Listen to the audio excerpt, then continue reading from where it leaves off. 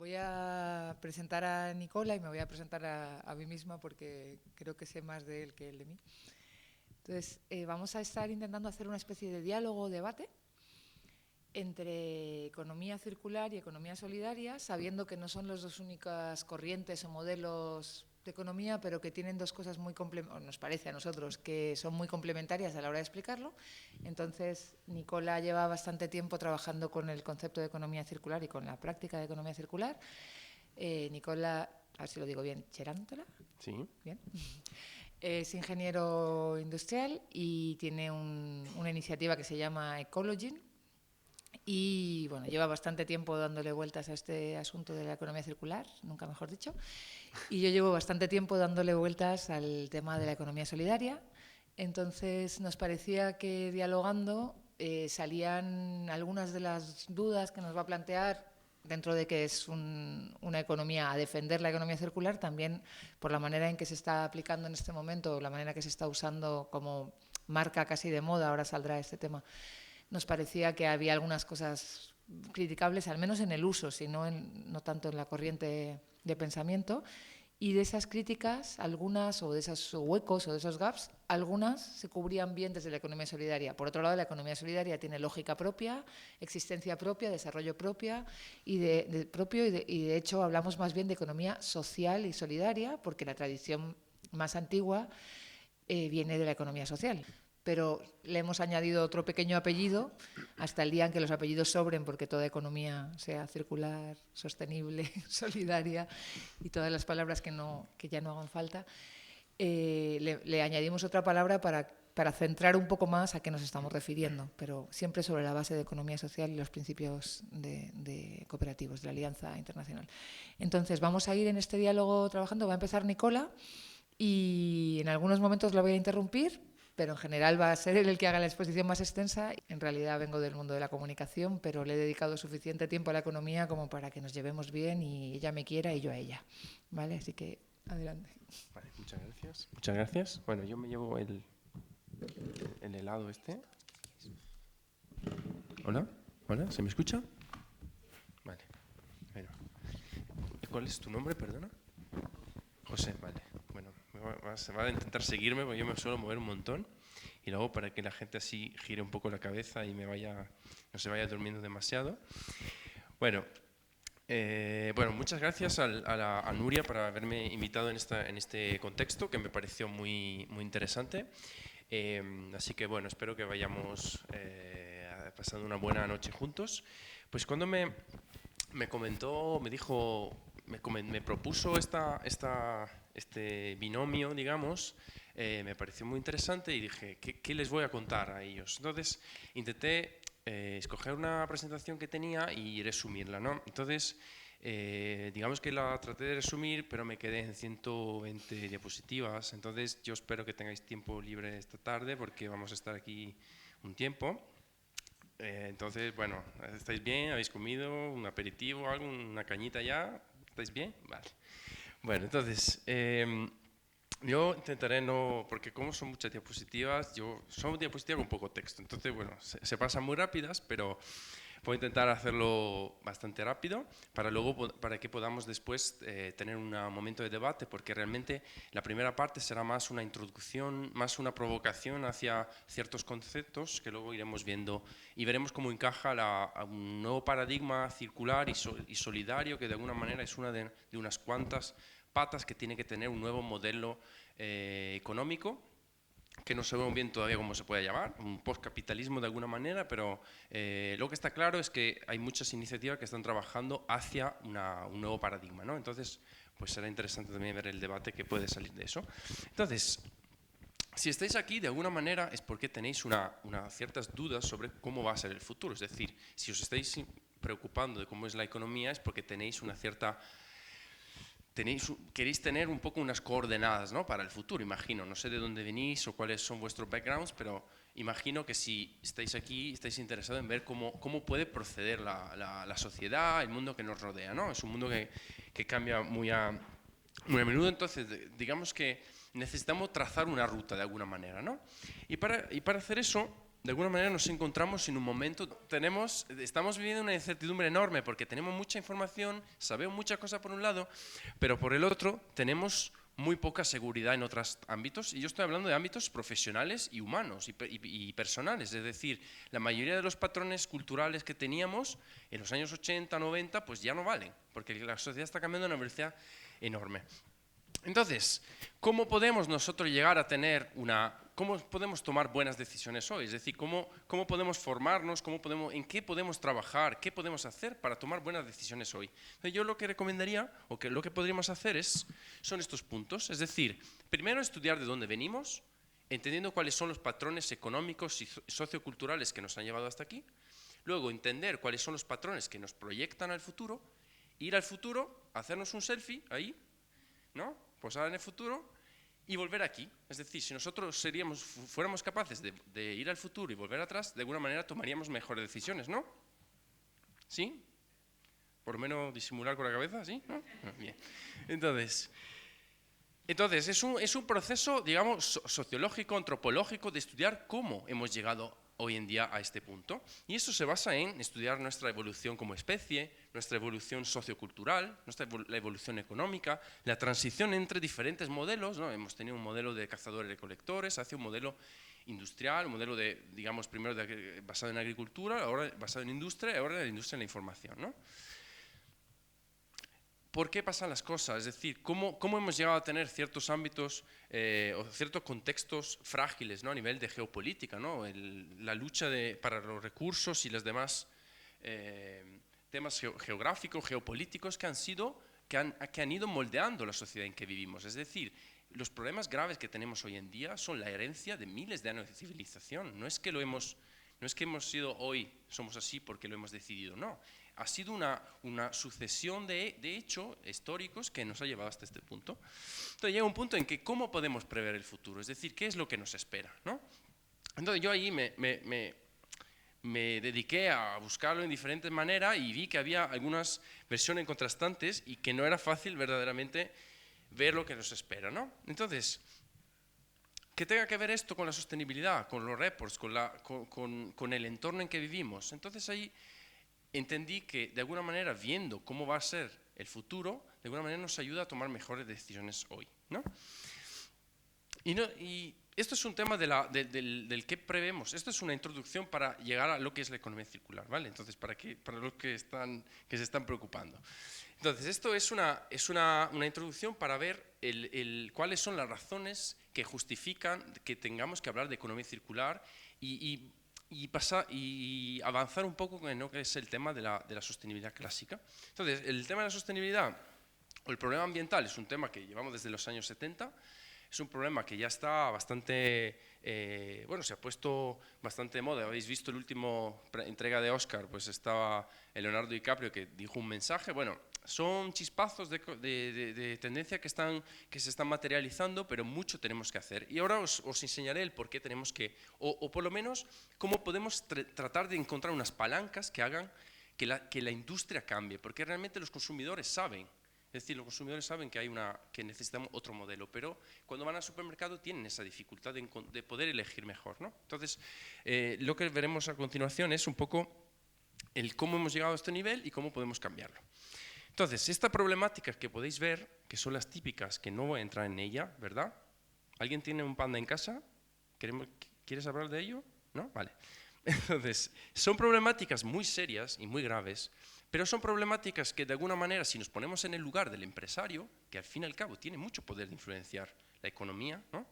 Son problemáticas que están lejanas aunque estén conectadas entre sí, están muy lejanas de su día a día, porque su día a día es rendir cuentas, es despedir un empleado, es hacer la gestión del día a día. Entonces, ¿cómo podemos hacer que las industrias, la manufactura, el consumo cambie? Pues de alguna manera encontrando razones un poquito más fuertes que de alguna manera nos ayuden a ver que este es el camino que tenemos que tomar, ¿no? Entonces, ahora nos proyectamos al futuro, es decir, ¿cuáles son las razones que nos deberían hacer pensar que necesitamos otro modelo? Pues ahora la vamos a ver. Esto, como podéis ver, es la playa de Málaga en agosto, ¿no? está así un poco abarrotada, es decir, seremos unos 8.000 millones de personas en el 2030 y se prevé que habrá un aumento de consumidores de clase media de 1,8, es decir, llegaremos casi a los 3.000 millones de consumidores de clase media. ¿Vale? ¿Esto a qué nos lleva? Pues nos lleva a una serie de problemáticas de este tipo, es decir, la demanda de recursos básicos como alimentos, agua y energía va a aumentar hasta un 50%. ¿Vale? Seguimos. ¿Dónde sacamos estos recursos? Pues justamente los países que hemos estado saqueando y conquistando por siglos, ¿no? Entonces, de alguna manera, estos recursos, ¿dónde se encuentran hoy en día? Pues en los países más conflictivos, porque justamente es ahí donde más ha habido injerencia política, ¿no? Durante los siglos. Luego está el tema de las economías emergentes. Tenemos nuevos jugadores en el contexto, ¿no? Es decir, que están exigiendo y merecen vivir como hemos estado viviendo nosotros, ¿no? Y el tercer punto, la globalización de las crisis, es decir, un tema es que haya una crisis en el Cuerno de África, hace 20 años, os recordáis, en el 92, 93 hubo la crisis en Somalia y eran problemas locales, o por lo menos regionales. Hoy en día un problema en Siria se convierte en un problema global, ¿no? Seguimos. Nuestra sociedad, por lo tanto, depende mucho de los recursos y nuestra sociedad prácticamente podemos decir que es una sociedad que está basada es muy frágil, es decir, que tiene una resiliencia muy baja, es decir, que no es capaz de subsistir por sí misma. Y esto viene del hecho que se basa en un modelo económico de este tipo, es decir, un modelo económico que extrae recursos naturales, los manufactura, lo transforma y lo desecha. Es curioso porque nosotros hablamos del ciclo de vida de los productos, pero como podéis ver no es un ciclo de vida, sino que es una línea, entonces es un proceso de A a B, ¿no? Si yo me voy con mi bicicleta hasta Atocha y vuelvo en metro, la bicicleta se queda ahí, ¿verdad? Esto es sencillo, ¿no? Vale. Entonces, ¿cuál es la relación entre economía y recursos? Dependemos mucho, dependemos poco. Hemos visto que la demanda está aumentando, ¿no? Os veo muy serios, estoy muy preocupado, ¿eh? Pues la verdad, llegaremos. Como os comenté, nosotros tenemos el planeta Tierra nos provee de un capital natural que nosotros explotamos, ¿no? Es decir, nos provee de unos servicios que nosotros podemos utilizar para nuestra ventaja, ¿no? Que lo hemos estado haciendo siempre. Y esto es un tema que volverá después. Es decir, ¿somos peores ahora que en el pasado? No, simplemente ahora tenemos otros medios para hacer las cosas. Y luego veremos de qué estoy hablando. El impacto antropogénico, es decir, generado por el ser humano en el planeta es enorme. Yo cuando veo este tipo de imágenes, que es, mira cuántas lucecitas, qué bonito, pues a mí me asustan este tipo de cosas. Es decir, que esto es el impacto que estamos teniendo, lo que se ve, que se puede ver incluso desde el espacio. ¿Y esto que nos está llevando? Esta pérdida, proceso lineal, pues nos está llevando a una pérdida de ecoservicio. ¿Qué son los ecoservicios? Son los servicios naturales, los servicios que nos provee la naturaleza, desde los cuales nosotros extraemos valor económico. Es decir, un bosque, ¿cuál es el ecoservicio de un bosque? Me voy a mover un poco porque os veo un poco así dormidos. Entonces, José me sigue, así que bien. Entonces, ¿cuáles son los ecoservicios de un bosque, por ejemplo? Regulación térmica, ¿no? Regulación climática de la humedad, por ejemplo, ¿no? El hecho que un bosque, las raíces de los árboles retengan el terreno, por ejemplo, también es otro servicio, porque si no se viene abajo, ¿no? Este tipo de cosas son, de ahí sacamos madera, sacamos biomasa, sacamos un montón de recursos, ¿no? Que dentro de un mercado, tal como vivimos, pues tiene un valor económico, ¿no? ¿Verdad? Papel y las demás cosas. Entonces, estamos perdiendo estos ecoservicios. ¿Qué significa? ¿Que la naturaleza nos pasa la factura? No, simplemente produce menos, hasta que llegará un punto que no seremos capaces de producir nada para nuestro abastecimiento. Entonces, ahora mismo, ¿qué es esto? Bien, veo que hay gente preparada. No es la temporada de Breaking Bad, esta es la tabla periódica. Ahora os voy a preguntar todos los elementos para ver si os recordáis. Tenemos varios colorines, ¿no? Voy a preguntar, ¿SB, por ejemplo, qué es? ¿No? ¿SB? A ver, ¿dónde están los químicos? ¿No hay químicos en la sala? Bueno, nuestro amigo SB es el antimonio, ¿vale? El antimonio se usa en un montón de aplicaciones, plásticos, farmacéuticas y las demás. Pues nuestro amigo antimonio, estos colores significan cuánto le queda en años, ¿no? Es decir, los yacimientos existentes actualmente, a la tasa de extracción que hay, Pues estos son los datos. Aquí, entre 50 años, yo no me preocuparía mucho, pero los que tienen 5 sí. Entre 5 y 50 yo me preocuparía. De hecho, el antimonio tenía 8 años en el 2012. Significa que tenemos 4 años de vida. 4 años, es decir, que después de los 4 años, en el 2020, no sabremos dónde sacar el antimonio. Lo tenemos que sacar de los vertederos o de dónde haya terminado. ¿Dónde termina el antimonio? Nuestro amigo, ahí está, el pobre, tiene hasta más de un 90% que no se sabe dónde termina. ¿Vale? Significa que no sabemos dónde terminan estos materiales. Los extraemos, los manufacturamos y desaparecen. ¿Vale? Seguimos. Si perdemos calidad y cantidad de ecoservicios, como puede ser nuestro amigo antimonio, ¿qué pasa? Que se convierte en un coste, ¿verdad? Porque el productor de antimonio pues tendrá que lidiar con ello, ¿o no? ¿Estamos de acuerdo? ¿Estáis bien? Vale. Entonces aquí viene un punto, yo suelo contar estas anécdotas porque son reales además. Algunas están un poco así, estamos en teatro, entonces me permitís, pero la mayoría son basadas en historias reales. Entonces, un día, bueno, esto no sé si lo va a ver en vídeo, Paco en Jaén me dijo, pero si nunca ha sido tan barato mandar desde China. Entonces yo no dormí durante 4 días porque a lo mejor estaba diciendo un montón de necedades. Entonces dije, vamos a comprobar. Y resulta que él tenía razón, pero que se acabó. Es decir, en los últimos 100 y pico años hemos tenido una reducción del coste de los recursos básicos del 60%. Significa que hemos estado viviendo de rebajas. ¿Vale? ¿Qué pasa? Que en la última década ha aumentado el precio de las commodities, metales, alimentos, agua, lo que son los recursos básicos de la economía, han aumentado hasta un 147%. Significa que las rebajas se terminaron. ¿Vale? Y aquí viene una cosa interesante y es, ¿esto lo recordáis?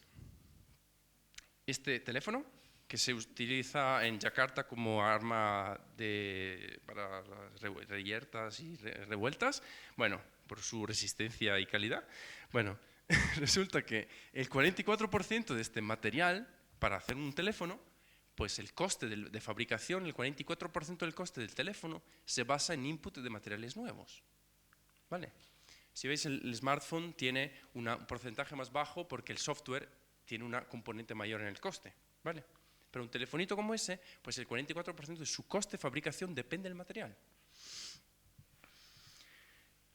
Más allá de nuestro amigo Paco, que decía que era barato mandar y tenía razón, también tenemos otra cosa, que los costes sociales y ambientales no están incluidos porque hemos deslocalizado las empresas en otros lugares donde la regulación social, laboral y medioambiental es mucho más laxa, ¿no? O sea, llega un punto en que saldrá algún presidente decirnos que se acabó todo y que tenemos que volver a ir en burro. Puede ser. Yo creo que más bien lo que pasará es que habrá una presión constante sobre los materiales en muchas industrias. ¿Vale?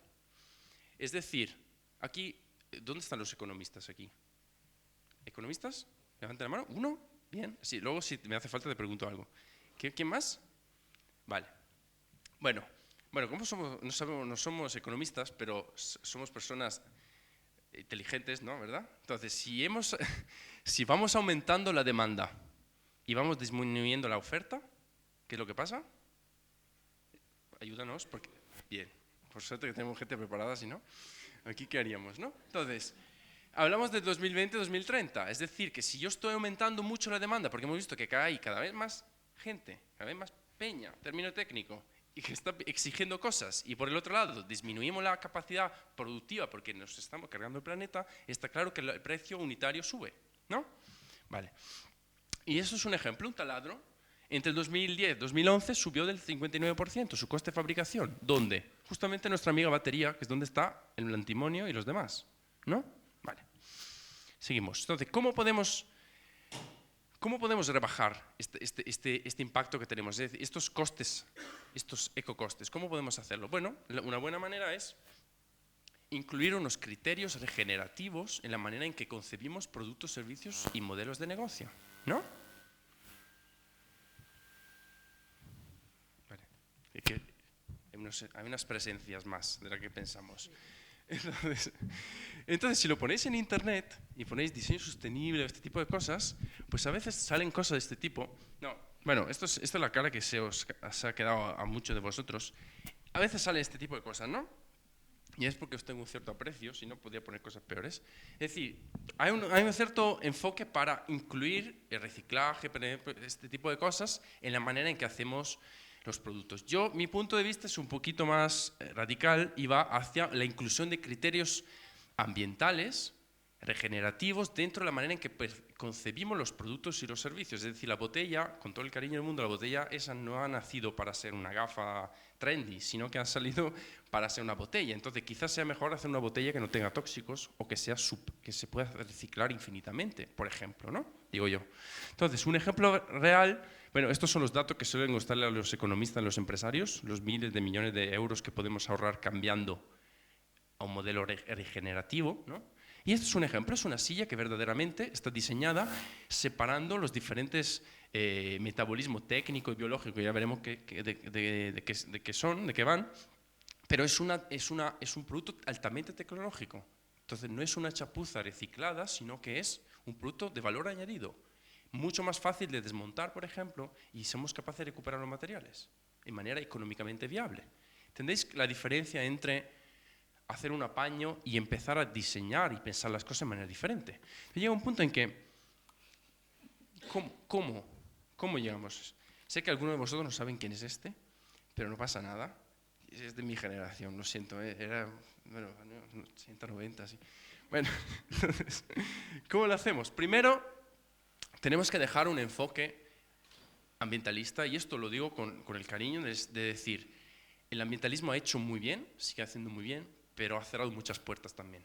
Y ha creado una mala fama con respecto a lo que es el producto responsable con respecto a la industria. Entonces, yo lo que propongo está bien que la gente pues proteste y que haga, pero necesitamos ser mucho más astutos y entrar en los despachos que cuentan. Y para entrar en los despachos que cuentan no se puede entrar con el hacha. Deberíamos entrar con el hacha, pero no podemos. Entonces hay que entrar mucho más listos y entrar a lo mejor con la corbata y luego nos la quitamos, pero necesitamos abrir un diálogo porque ahí está los centros de poder. Entonces no podemos quedarnos en un enfoque radicalista que no es capaz. Además, ista significa, viene de ismo, que es una manera estrecha de ver las cosas. Necesitamos un mundo global como el que tenemos hoy en día, no puede ver las cosas con una lente estrecha, ¿vale? Y eso también lo que provoca es que la gente está cansada, es decir, tú no puedes seguir machacando a las personas con estos problemas, porque es una manera de afrontar el problema, sí, pero la gente está cansada, porque tiene el niño que tiene que ir al colegio, tiene mal de cabeza, dolor de cabeza, es decir, cada uno tiene sus cosas a diario, no le podemos sumar más cosas. Entonces, yo lo que propongo es un poco pasar del sentido de culpa, que está bien, pero ya está, es que el sentido de culpa nos vacunamos a ello. Entonces, al final tú ves una cosa, ves una persona que sufre, pues el primer día, pues el segundo ya pasas más rápido. Entonces, quizás haya que encontrar otro mecanismo que motive mucho más a las personas. Llega un punto en que, aquí es porque estamos en Madrid, si no habría, Iniesta le gusta a todos, si no habría puesto Messi, pero entonces necesitamos involucrar a la gente en victorias épicas, donde la gente se sienta con ganas, con pasión de cambiar las cosas, ¿no? Y esto, de alguna manera, es hacer el modelo mucho más seductor. Y llega un punto en que quizás tengamos que empezar a utilizar otras palabras. Porque si nosotros seguimos usando palabras como estas, llega un punto en que, si yo le pregunto a José me tendrá que perdonar, pero si le pregunto cómo va con su pareja, su mujer, con quien sea, y él me dice sostenible, el resto de la audiencia diría, ay, pobrecito, ¿no? Es mucho mejor que diga otras cosas, ¿no? Bonito, chévere, chingón, cualquier otra cosa. Pero que a lo mejor necesitamos cambiar de verdad los términos, porque están tan mañidos y tan tristes. Es que es triste, de verdad, ¿no? Entonces, quizás tengamos que hablar de prosperidad, tenemos que hablar de temas mucho más seductores para las personas, ¿no? Entonces, llega un punto en que necesitamos una visión mucho más utópica. Yo no la voy a leer para no arruinarla, pero bueno, aquí la tenéis, la de Eduardo Galeano, que no era ni suya, pero bueno, se le atribuye a él. Y necesitamos ser utópicos, necesitamos tener una visión que sea ambiciosa, porque tal como lo estamos llevando, muy mal vamos, ¿vale? Entonces, ¿podemos copiar de alguien? Pues aquí lo paso un poco rápido, que así lo vamos viendo. Es decir, ¿quién podemos? Normalmente la gente me suele contestar los suecos. No podemos aprender de ellos. Es decir, alguien más, un poco más sofisticado, pues la naturaleza que ha estado prosperando y adaptándose en los últimos 3,8 billones de años y que algo nos puede decir. Y esto no se trata de vestirse de cebra o de tigre, que puede ser, cada uno puede hacerlo, pero esto se trata de ver un poco tecnológicamente y socialmente cómo podemos copiar de la naturaleza. Y hay unos principios que se llama, una disciplina que se llama biomimética, que no puedo entrar mucho en ella esta noche, pero que os permite un poco copiar lo que estaba haciendo la naturaleza. Uno de los ejemplos tecnológicos más comunes es el tema del velcro, por ejemplo, que se inspiró porque un ingeniero suizo estaba caminando con su perro en Suiza hace 70 años, pues se daba cuenta que los cardos se le pegaban los pantalones. Entonces, este tipo de cosas, él estuvo observando el cardo y vio que la selección natural había hecho que los picos estos fueran diseñados de propósito para pegarse el pelo de los animales. Es decir, que nosotros podemos a nivel tecnológico sacar unos aprendizajes enormes. Y a mí lo que más me interesa para nuestro contexto, por ejemplo del tiburón o otros, que no voy a entrar en ellos, que son muy fascinantes, pero Nuria me va a matar, entonces vamos a... no, es broma. Que hay sistemas organizados, por ejemplo, ¿cuáles problemas económicos podríamos solucionar con la biomimética? Bueno, los temas de autoorganización. Los insectos, como las termitas, son capaces de organizar y construir edificios como estos, donde tienes varios pisos con diferentes servicios, digamos, incluso con un sistema de kindergarten para los niños o de cultivación de hongos en la profundidad de la tierra. Es decir, cosa que vais a flipar, término técnico. O, por ejemplo, esta, que son las hormigas del fuego, que son capaces de realizar trabajo coordinadas sin que haya una voluntad propia de cada una, sino que son capaces de respetar unos conceptos solidarios entre sí, ¿no? O los manglares, por ejemplo, que tienen un sistema de win-win con las hormigas que viven dentro. Entonces, ellos dan reparo a las hormigas y las hormigas lo que hacen es que cultivan hongos que dan nutrientes a las raíces. O uno de los que más me gusta, y aquí José me tiene que perdonar, es que los pingüinos me encanta porque lo puedo imitar, ¿no? Los pingüinos se mueven así, ¿verdad? Así, ¿no? Sí, ¿no? Ah, vale, es que me estaba preocupando. Entonces, ¿qué hacen los pingüinos? Pues los pingüinos, ¿qué hacen normalmente? ¿No habéis visto los pingüinos nunca? ¿El documental es esto de la 1? ¿No? Pero suelen estar apiñados, ¿verdad? Vale. Bueno, ¿qué hacen estos? Aquí, Nuria, te va a interesar porque es un tema solidario, ¿no? Este que está en el medio está un poco al calorcito, ¿no? Pero este que está fuera está un poco ahí con la espalda fuera, ¿no? Entonces lo que hace es que el que está un poco que está dentro del apiñamiento va saliendo un poco y dice, bueno, yo me voy a tomar un paseo, y va fuera y vuelve a entrar por aquí. Y este que está aquí pasa por aquí. Entonces lo que pasa es que comparten el calorcito un poco cada uno, ¿no? O sea, tienen sistemas solidarios de welfare entre sí, están ahí apiñados, salen y da la vuelta y entran, ¿no? Entonces tienen un sistema, la naturaleza es capaz de pensar este tipo de cosas. O, por ejemplo, hay unos delfines en Florida que golpean la cola, ¿no? Sí, se dice así, ¿no? ¿La coleta? ¿La coleta? ¿Esto es la coleta? No, la cola. La cola, vale. Entonces, lo que hacen es que van girando así en círculo, y lo que hacen es que ciegan a los peces que están cazando, y los peces saltan. Y fuera están los otros delfines esperando. Es decir, que tienen sistema de caza conjunta, ¿no? Entonces, pensamos a qué podemos llegar a tener. Entonces, más allá de la naturaleza, las sociedades humanas pueden tener ya las soluciones. Y esto es un tema interesante que el año que viene, a lo mejor en la próxima Universidad del Barro lo hablaremos, esta es mi pueblo, ¿vale? Esta es cooperativa de consumo. Porque parece que estamos inventando el agua caliente ahora, es decir, que parece que nos estamos inventando las innovaciones. Es que ya estaba ahí. ¿Por qué estaba ahí? Porque la gente colaboraba más. ¿Y por qué colaboraba más? Porque hacía falta. Y ahora ya no hace falta, entonces la gente colabora menos. Entonces, ¿dónde está el límite de eso, no? Entonces, lo que a mí me fascina mucho esta es una nueva disciplina que estoy investigando, que me la estoy inventando realmente, pero bueno, es una disciplina que mezcla la antropología con el diseño de negocios, y es cómo estudiamos las sociedades tribales y podemos extraer principios útiles para nuestro emprendimiento, por lo que sea. Entonces, lo que estamos haciendo con la globalización es que realmente estamos borrando este tipo de tradición, ¿no? Entonces, los principios para la resiliencia, resumiéndolos muy rápido para que vayamos cerrando el tema, es que tenemos una naturaleza que es próspera y redundante. Ahí veis, esto es como la economía del bit, ¿no? ¿Cómo se llama esto en español? Bueno, eso que sopláis, habéis soplado de niños, ¿verdad? Diente de león. Ah, vale, como en italiano, vale. Bueno, el diente de león, pues lo que tiene es transmisión genética muy barata, ¿no? Ahí lo tenéis, ¿no? O por ejemplo tenemos, la naturaleza es adaptable y flexible y diversa, es decir, es capaz de adaptarse al contexto, como las piñas estas, ¿no? Que a veces la encontráis cerrada, a veces abierta, no, porque depende del grado de humedad, es decir, que es inteligente.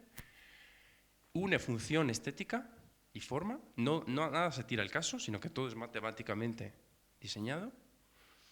Colabora y coopera. Por ejemplo, las bacterias estas lo que hacen es que tienen una regla del papel, tijera y piedra, donde no existe el monopolio, es decir, que hay un sistema de regulación económica interna en que entre las tres subespecies pues tienen que coexistir y hasta que el último no llegue no avanzan, ¿no? Hay un sistema de regulación.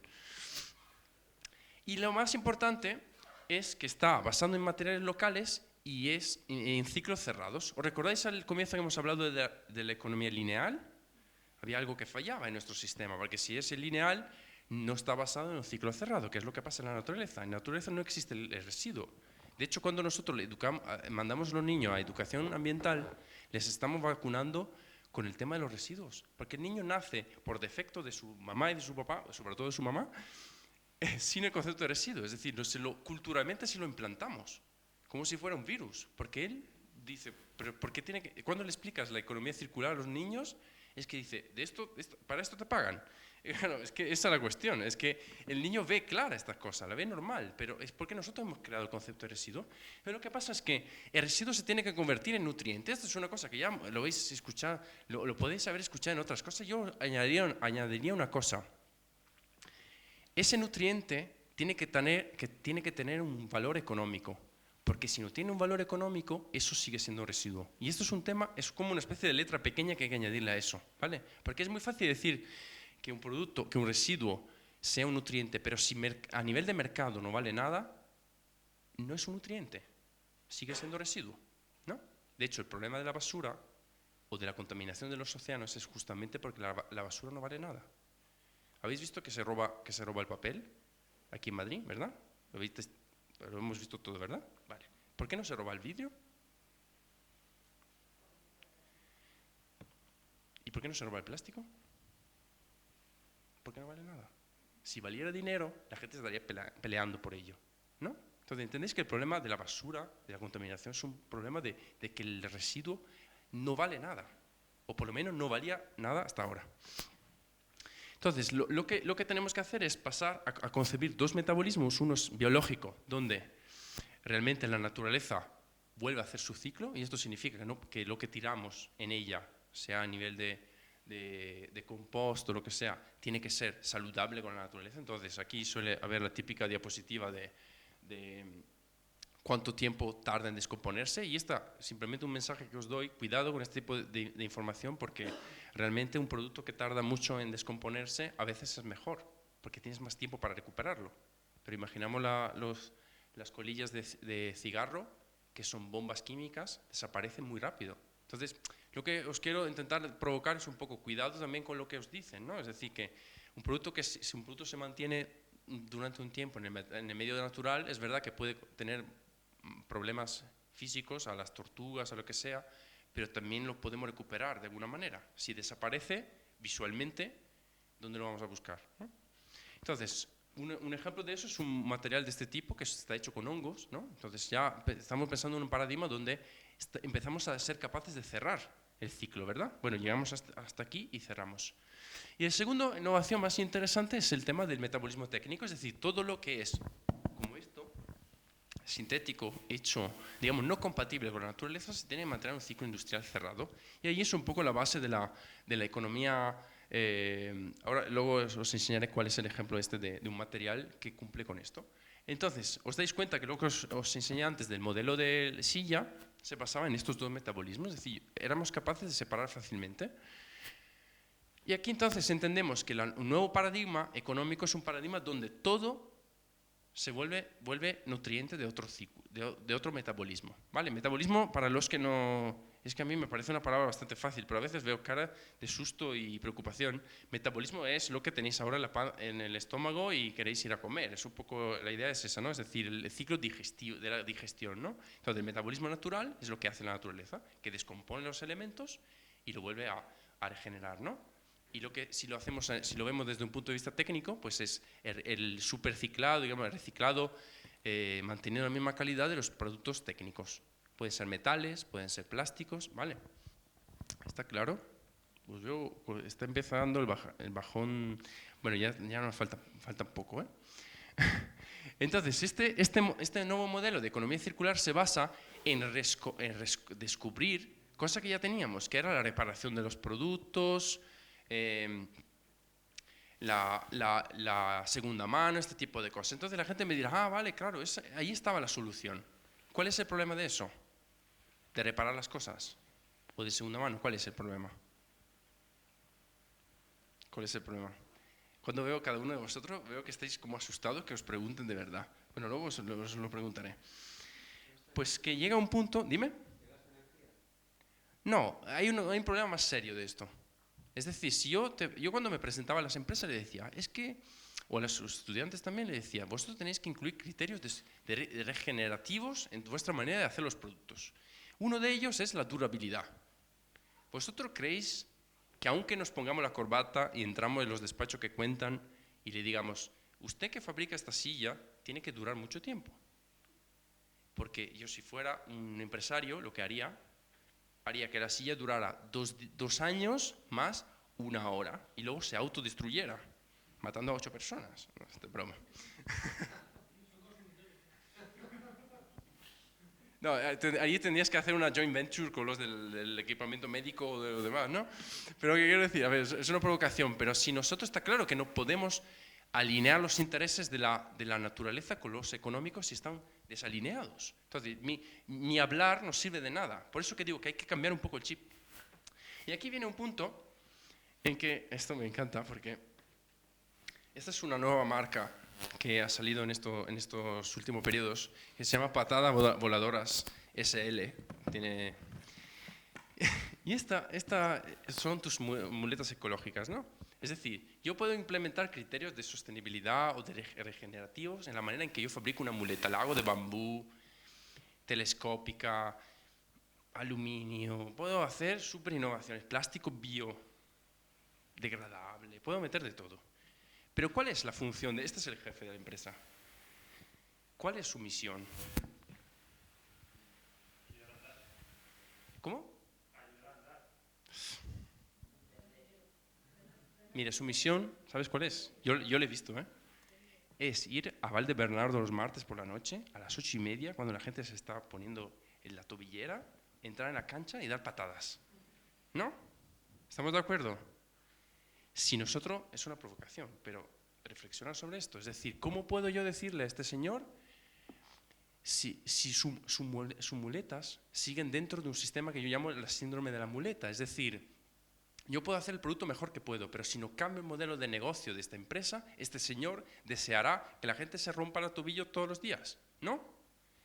Entonces la solución es que nosotros no podemos diseñar de manera sostenible los productos si están concebidos dentro de un modelo de la muleta, porque vamos a hacer un poquito menos peor, pero seguimos estando desalineados con la humanidad, ¿no? ¿Estamos de acuerdo? Entonces la solución de esto es que no hay ningún productor de muletas aquí, ¿verdad? Porque he visto algunos que están ahí como medio enfadados. Entonces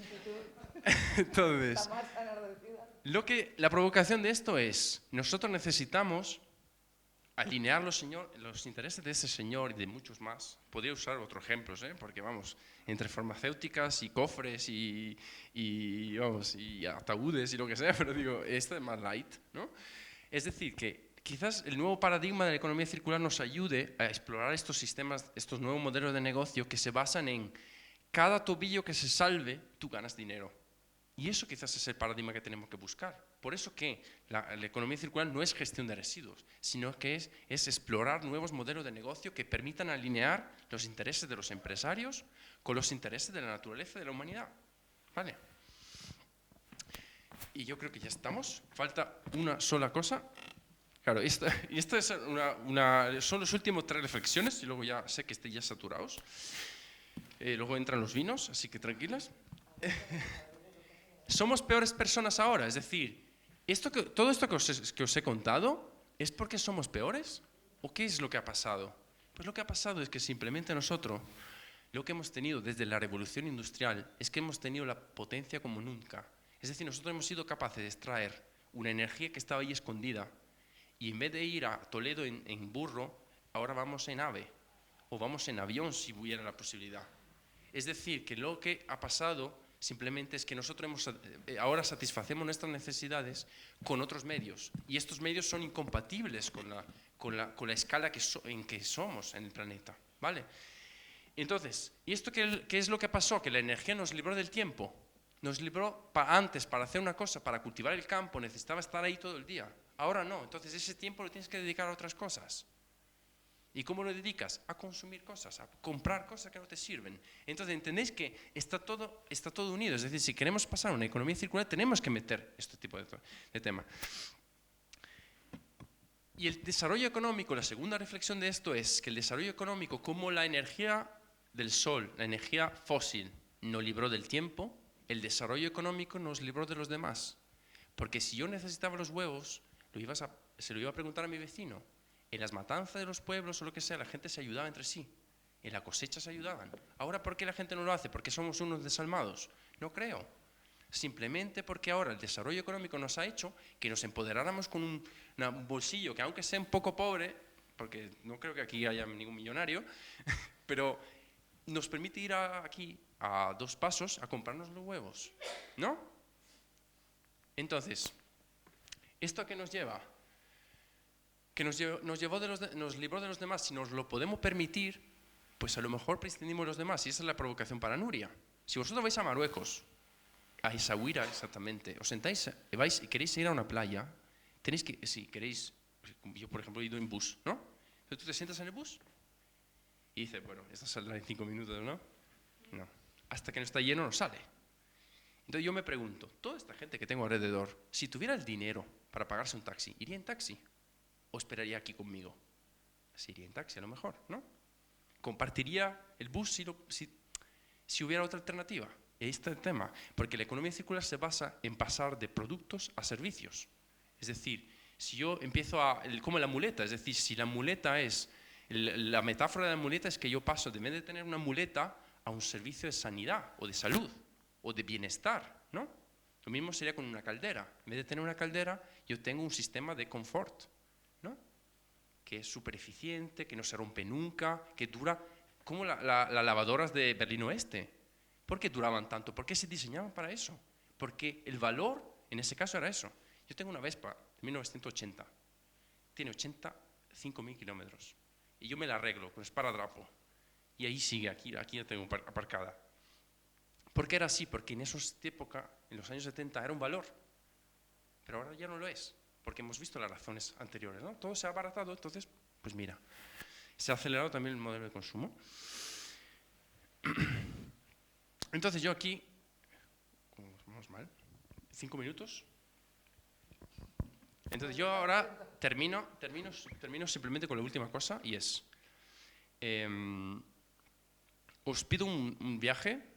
Sé que todo el mundo estáis con las maletas aquí fuera, las furgonetas y la tabla de surf. Pero entonces yo os digo, cerramos medio los ojos, casi, y vayámonos con Pramud, que está en Tailandia, ¿vale? Bien, son las 4 de la mañana, y él, después de haber pescado todo el día, toda la noche, está volviendo a su casa, y tiene la red de pesca, que está rota, hasta más no poder. Ya con el esparadrapo lo intentó, pero no hay manera, ¿no? La cosió de cualquier manera. Nosotros estamos ahí con él en el barco. El barco ha ido bien, pero va un poco mal, y la gasolina es poca. ¿Qué hacemos con esa red de pesca? ¿Qué haríais vosotros a las 4 de la mañana? Hace calor, es húmedo, 16 horas de trabajo. Eso te consume gasolina que tienes poca y no tienes dinero para pagarla. ¿Qué harías? ¿Qué haríamos? Pues la tiraríamos al mar, ¿no? ¿Lo veis o no lo veis? Sé que lo haríamos. Entonces seamos así un poco. Vale. ¿Esto qué quiero decir? ¿Que por qué la red se tira al mar? Porque la red no vale nada. Porque la reparó y ya está rota y no se puede hacer. Entonces, ¿cuál es la innovación de la economía circular? Un ejemplo es este. Esta empresa, por ejemplo, ha empezado a depolimerizar las redes de pesca y volver a polimerizarla con la misma calidad. Es decir, tú le traes la red de pesca, ellos son capaces de, químicamente, desasemblarla, digamos, para volver a polimerizarla. Es decir, polimerizarla es un proceso digamos, para obtener el material plástico, ¿vale? Entonces, son capaces de dar valor a esa red de pesca. ¿Y qué han hecho? Han creado un sistema de recolectores de pesca, de redes de pesca. Entonces, el paradigma que os estoy intentando lanzar es, en vez de vender productos, imaginaros que la empresa te vende un servicio de pescado o de pesca, ¿no? Donde tú la red la tienes siempre 100% funcionante. Entonces, pagas unas rupias mensuales que te da acceso al servicio, no al producto. Entonces, el diseño de esa red no será con obsolescencia programada, sino que será que dure, vamos, milenios, si hace falta, ¿no? ¿Está bien? ¿Estáis conmigo? Vale. Y ya está. Entonces, os dejo la última frase, que me gusta mucho, que es que no podemos ser capaces de encontrar nuevas tierras o nuevas ideas o nuevas soluciones si no tenemos el valor de dejar lo que tenemos. Entonces, si ahora tenemos una economía lineal que promueve la obsolescencia programada, el consumismo, porque es la única manera de mantener un gigante que está cayendo en pie, entonces tenemos que buscar otro nivel, ¿no? Y alejarnos de este sitio de donde venimos, ¿no? Y ya está. Y perdonad, se me he pasado.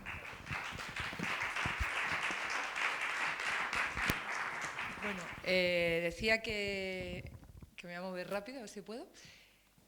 Varios desafíos de lo que me ha soltado Nicola. El último de todos es que, para mí, como nunca le había escuchado en directo, soy una atrevida, le he invitado sin haberle escuchado nunca, pues he perdido la costa de vista y creo que he salido ganando.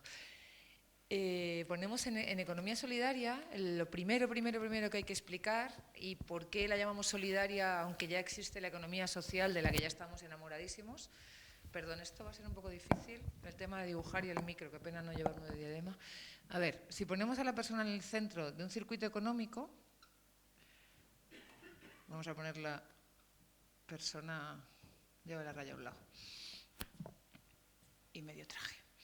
Vale, entonces, si ponemos a la persona en el centro, lo que sucede es que toda la lógica, como la que estaba explicando Nicola, te fuerzas a pensarla. Si pones a la persona en el centro, no puedes pensar simplemente desde una economía, desde una empresa. Ahora mismo la economía se piensa o como gran axioma o gran verdad, esto es así, así, así, y cuanto más lo afirmas y más gente lo afirma, más se convierte en una especie de abstracción que se defiende y se defiende, incluso como si fueran...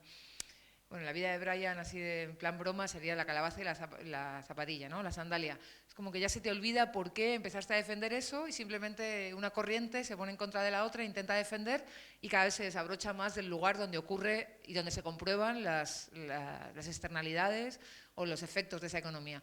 O lo llevamos a esa práctica o como cada uno lo ve, como estaba explicando él, desde donde le aprieta el zapato, especialmente la clase empresarial, pero sobre todo, aquí en España en particular tenemos la clase empresarial más humilde, que le aprieta el zapato por todas partes, porque tenemos impuestos de todos los colores, burocracias de todos los colores, desestimulación al inicio de iniciativas y ese tipo de cosas. Y luego está lo que llamamos la patronal, que también ya tiene la cantinela aprendida de esto no funciona, esto no se puede, tal. Entonces, en cualquiera de los casos, no hay ningún tipo de flexibilidad ni apertura en la línea de lo que pone esta frase que nos permita innovar. Siempre hay alguien que se la sabe y que te dice, no, eso no se puede, no, eso no se debe, si haces eso sube la inflación, si haces eso baja no sé qué. Y siempre hay un muro contra el que te das cada vez que intentas pensar un poco diferente o lo que llamamos ahora salirte de la caja. Entonces, poner a la persona en el centro, voy a dibujarlo un poco más esquemático, poner a la persona en el centro lo que supone es que la lógica que te guía, las gafas que te pones, son las gafas de un ser humano. Ese ser humano puede ser un empresario o una empresaria, puede ser un colectivo de empresarios o empresarias, que vamos a pensar que otra manera de ser un colectivo de empresarios y empresarias, además de ser la patronal, es ser una cooperativa. Una cooperativa es un colectivo de empresarios y empresarias que han montado juntos una empresa. Entonces, cuando pones la lógica de la persona en el centro, Puedes verte como persona en tanto que ciudadano, puedes verte como persona en tanto que consumidora o consumidor, puedes verte como persona en tanto que alguien que está sufriendo un revés, sea por accidente, sea de nacimiento y necesita de refuerzos especiales, que no simplemente puede ir a trabajar, ganar un salario, gastarlo, lo que reciba, gastarlo, o sea, consumir y ya está, sino que necesita de algún tipo de refuerzo económico. Entonces esto, ¿cómo lo resumimos? Lo resumimos, por ejemplo, con un círculo, hacemos una... Ay, esto es una pena. Hacemos un resumen que me va a matar Nicola, pero igual no me mata. Así muy somero de la economía circular. Hace un círculo virtuoso alrededor de los materiales, aunque es tan virtuoso que lo convierte en servicios, ¿no? Pero de lo que estamos hablando es cómo usamos los recursos, cómo les damos una vida útil y cómo pensamos en que esa vida útil siga siendo una vida útil para siempre. Sea porque reciclamos, sea porque recuperamos, sea porque descomponemos y volvemos a meter el producto en el circuito, sea porque pensamos, que es un poco donde hemos terminado, en términos de servicio, y ya no pensamos, en el caso de las muletas, pensamos en el servicio de salud y da igual que lo que necesite sea una venda, un masaje, una dieta para estar sano y hacer salud preventiva o unas muletas. Me importa tu salud como la medicina china, ¿no? Que los médicos dejan de cobrar cuando se enferma el paciente y cobran siempre el resto del tiempo. Entonces, si lo que vendes es un servicio, como él estaba explicando, en realidad da igual si lo que usas es una muleta que si usas un centro donde te puedes estar recuperando. El caso es que me ocupo de ti, de tu salud integral todo el tiempo. Y ahí me interesa tener pocas muletas, por ejemplo, por seguir su ejemplo, porque solo necesito las que me diga la estadística que se necesitan a la vez en una determinada población en función de cuán frecuente sea que alguien use muletas. Cambia completamente el paradigma y no por eso te arruinas si eres el empresario o la empresaria o el colectivo de empresarios. Vale, entonces volvemos aquí y pensamos que esto es un círculo virtuoso que pone el foco en los materiales y en la naturaleza, tanto como fuente proveedora de recursos, materias primas, como fuente de proveedora de lógicas, inteligencia colectiva, inteligencia primigenia en cuanto a la manera en que se organiza el crecimiento de los tejidos. Hay un montón de cosas, a la velocidad que ha ido no he podido contar más cosas, ¿no? Pero la tela de araña es otra forma de inspirar, la piel de los reptiles, hay un montón de inspiraciones para la tecnología que vienen de ahí, pero en cualquier caso es un círculo virtuoso que tiene que ver con el ciclo de vida de los materiales, pero que luego llega mucho más lejos, como decíamos ahí, los servicios. Vale, aquí, en economía solidaria, que es una cosa complementaria, dejando aquí clarísimo que la economía social, entendida como la economía en la que los trabajadores y trabajadoras son los dueños de los medios de producción, vamos a definirlo así, trabajadores y trabajadoras. Vale, no es el único modelo, pero es un modelo bien interesante. Trabajadores, vale, me falta algo aquí. Es que quiero ir tan rápido para que me entre calor. Vale, entonces dejamos aquí que la economía social, modelo societario que nos encanta, ya es algo a defender, ¿vale? Pero vamos a hablar un momento del círculo virtuoso que establece la economía solidaria. Entonces, hablaríamos, por ejemplo, de que el consumo, la producción y la financiación también pueden formar un círculo virtuoso. Entonces nos podemos ver en tanto que personas, nos podemos ver como productores. Acabamos de nombrarnos como empresarios, empresarias. Otro nombre para empresarios, empresarias sería productores o productoras. Podemos ser agricultores, podemos ser zapateros, zapateras. O sea, puede haber un montón de maneras en que somos productores. Pero lo interesante es que, aunque yo fabrique suelas para zapatos, después va a haber un momento de mi vida en el que soy consumidor o consumidora de pan o de cualquier otra cosa. Soy el mismo ser humano, tengo diferentes funciones sociales vistos desde el enfoque de la economía. Y también una cosa que estaba muy abandonada hasta hace pocos años, a pesar de que tenemos una fuerte tradición en Europa y en particular en España, junto con Alemania. España y Alemania eran las más fuertes, hasta donde llegan mis conocimientos, en cooperativas financieras y después en el desarrollo de cajas de ahorros. Entonces había una tradición muy fuerte, tanto cooperativa como lo que eran antiguamente los Montes de Piedad y todo eso, de tener solidaridad financiera. Y algunas de las cajas actuales, que me gusta mucho el ejemplo, vienen de la Escuela Libre de Enseñanza, y eran cartillas de ahorro escolar. Los alumnos trajeron a sus padres de clase agricultora o de clase media al juego del ahorro que se aprendía en clase como una de las asignaturas. Entonces, eso es de finales del siglo XIX y ha durado durante todo el XX. Estoy poniendo el ejemplo de la Caja Pollensa, de la Caja Colonia de Pollensa, por ejemplo, de Mallorca. Ese es el origen. Un colegio de enseñanza libre, en vez del de Madrid, el de Mallorca. Entonces, lo que quiero decir es que aquí, salvo esa tradición, que era fuerte, pero no muy extendida en términos de toda la población, esto siempre ha estado excluido de la manera en que sentíamos que podíamos hacer militancia o transformación social desde la economía. Entendíamos movimientos muy fuertes que venían de otros países, pero que se arraigaron aquí, entendían que a través del consumo podíamos cambiar muchas cosas. Aquí esto se ha trabajado mucho desde el punto de vista medioambiental, justo ligado a esto, a cómo podemos trabajar por un consumo que sea mucho más responsable en términos de impacto sobre el planeta, y pensábamos en envases, en embalajes, pensábamos en circuito corto, en recorrer pocas distancias, y eso sigue siendo válido, pero hay otra manera de hablar del consumo responsable que es complementario, por supuesto, que lo liga con la producción y con la financiación, en el sentido de cerrar ese círculo virtuoso y decir: ¿cómo voy a exigir que exista toda una oferta de productos y servicios que lleven la palabra sostenibles? Ahora él, tal y como ha usado la palabra sostenible, me ha dejado a la altura del betún, pero bueno, recuperemos el sentido esencial de para qué empezamos a usar la palabra sostenibilidad antes de que nos la pervirtieran de tanto usarla. Y bueno, ¿cómo voy a pedirle a las empresas que usen otro tipo de criterios, que no contaminen, que usen esta lógica a la hora de producir, si yo no me comprometo con esas mismas empresas, sean cooperativas o no, si yo no me comprometo como consumidor o como consumidora a que vengan bien dadas o mal dadas, yo estoy ahí? O sea, no es como cuando salga barato, te compro, y cuando te venga mal, sobre todo en agricultura, eso es muy evidente, ¿no? Cuando en agricultura, si hay mala cosecha y vas a perder, es tu problema, no haberte dedicado a otra cosa, haberte hecho controlador aéreo. Sin embargo, si sale barato o de repente hay una cosecha estupenda, yo quiero beneficiarme de eso. En agricultura se ve muy claro que si no hay compromiso, o sea, y esto es extensible al resto de la producción, si no hay compromiso entre esa fuerza de consumo organizada, consciente, no podemos garantizar a gente que quiere dar el salto, que lo puede dar y que aquí estamos, sobre todo en los primeros momentos, para sostener. No estoy hablando de una esclavitud ni de casarnos y que ya me comprometo contigo y voy a consumir solo lo tuyo y para siempre jamás.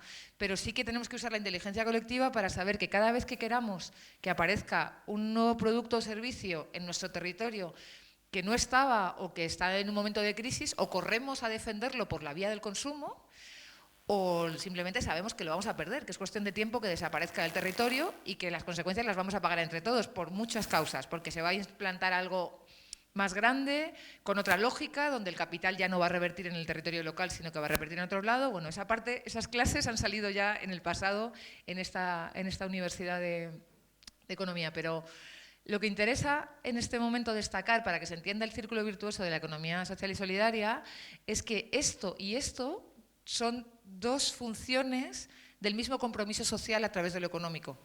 Que el compromiso con el consumo y el compromiso con la producción no son como... Ya no lo vemos en términos de patronal, sindicato, sin ninguna crítica a las luchas sindicales, sino simplemente lo vemos en términos de cuántas maneras se puede transformar, puede un ciudadano o ciudadana transformar la economía. Entonces, como mínimo, desde estas tres. Y la tercera, que era la menos usada, como decía, es si yo quiero consolidar empresas que tengan los criterios en los que yo creo, que cumplan tanto estos como otros principios, como por ejemplo dar respuesta a necesidades locales, a las necesidades reales, y no inventárselas, o porque ya tienes un producto muy chulo, te vienes a mi territorio o a nuestro territorio, te implantas y no paras de comunicar y de generar necesidades falsas. No digo que todas las necesidades sean falsas, pero en muchos casos lo que hay es un producto preexistente que intenta, como sea, anclarse en un territorio sin que el territorio tenga una demanda real de ese producto. Lo contrario es, ok, vamos a hacer instituciones financieras que tengan en cuenta a la hora de prestar sus recursos qué es lo que este territorio necesita y qué es lo que la gente que vive en él desea y quiere defender o quiere promover. Entonces esto, de nuevo, se cierra no es independiente, no es pongo aquí el dinero y a ver cuánto me das. Y me da igual lo que hagas con ello y cierro los ojos y vengo a por mis dividendos, o por lo menos vengo a que no me cobres la cuenta, depende de dónde estemos hablando, al cabo de un tiempo, sino que esto tiene que estar al servicio de esto. Y esto me recuerda, aprovechando que está aquí Nicola, a una frase que decían los de la banca ética en el 2005, creo que empezaron con la cooperativa versus la banca ética, decían, lo voy a pronunciar destrozando el italiano, mete el tuo denaro dove sono le tue idee, ¿no? Pon tu dinero donde están tus ideas. Pues esto era un poco la provocación que le hacían, no eran de Bilbao, pero resultó casi como si fueran de Bilbao, como a ver si somos capaces de meter el dinero donde están las ideas para poner el capital que dio lugar a la creación de la banca ética italiana, que ahora ha llegado aquí a través de, bueno, en asociación Confiare, ¿no? Entonces, mete el tubo de nano, lo voy a poner aquí, tal. Vale, a toda pastilla, bueno, con todas sus incorrecciones, luego se levanta Nicola y me lo corrige.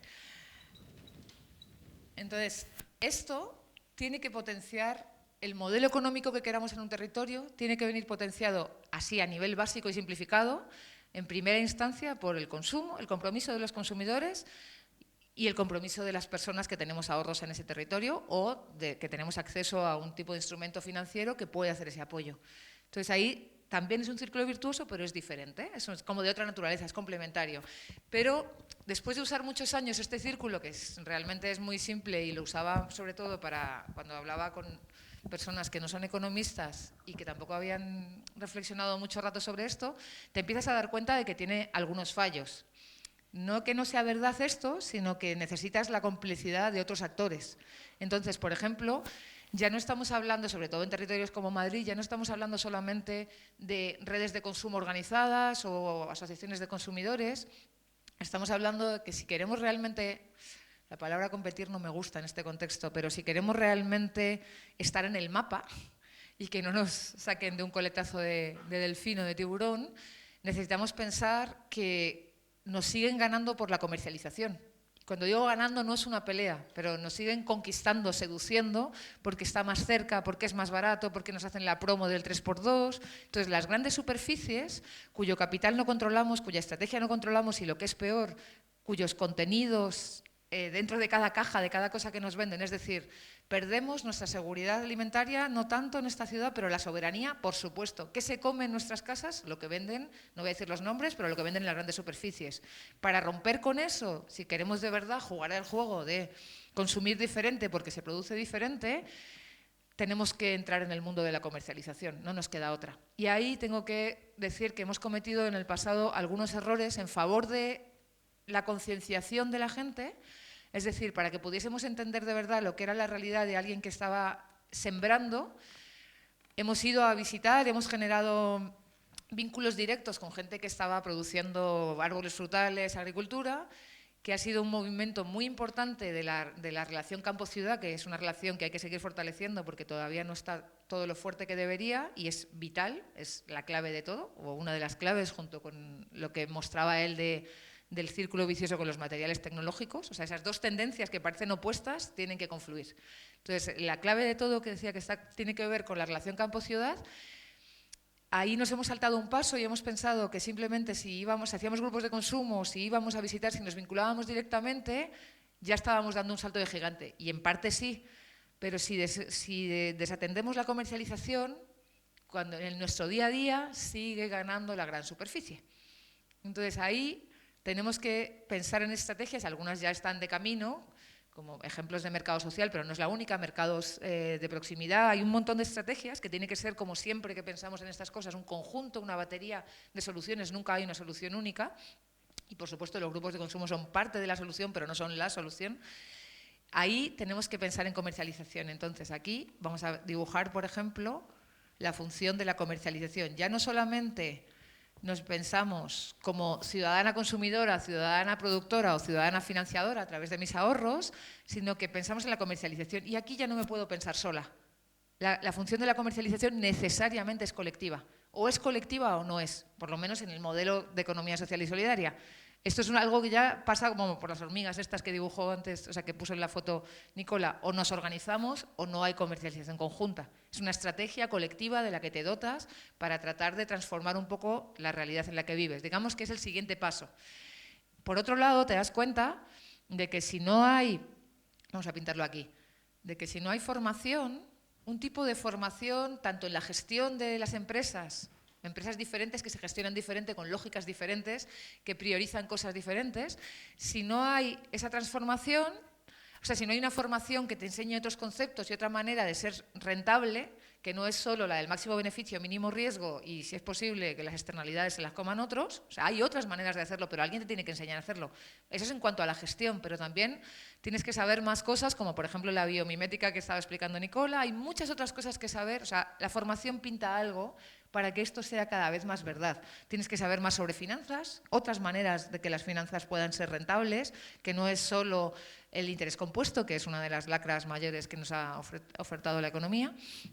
Por otro lado, en la parte de la producción también necesitamos tener más cualificación y poder ser más eficientes, porque si queremos cambiar las cosas, y lo hacemos, el modelo cooperativo es uno de los, hasta ahora, de los más elevados que tenemos en cuanto a la manera de organizar la propiedad de los medios de producción, en los casos en que hablamos de producción, la manera de gestionar la democracia interna y una serie de valores a los que queremos servir o de los que nos queremos dotar. Pero al mismo tiempo necesitamos ser más eficientes que las otras empresas. ¿Por qué? Porque aquí no hay jerarquías, aquí nadie me va a dar instrucciones. Tenemos que entender, en muchos casos puede haber un liderazgo rotativo, puede haber varias maneras de gestionar, pero necesariamente pasa por la formación. Una empresa que se gestiona de una manera colectiva requiere más formación que una que se gestiona simplemente recibiendo órdenes.